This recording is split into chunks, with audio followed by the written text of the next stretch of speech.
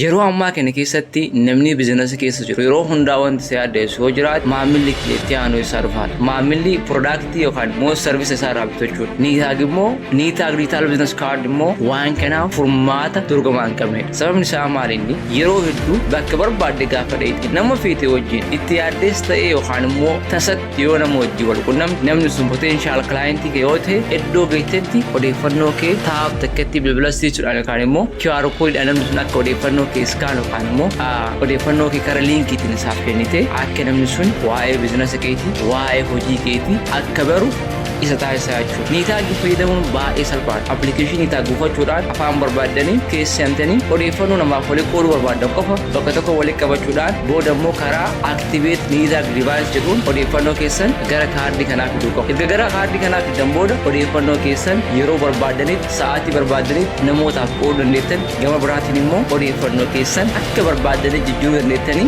appilikeeshinii keessanirra. Erga appilikeeshinii wajjin kaardii kana aktiveet godhattanii booda yeroo hundaa biizinas kaardii keessan appilikeeshinii irraa maaneej gochuu hin danda'amu. Kana jechuun diijitaal biizinas kaard yookaan immoo kana jechuun niitaag diijitaal biizinas kaard soolushinii biizinasii keessanii dorgomaa hin qabne jechuudha. Ulfaadha galatooma.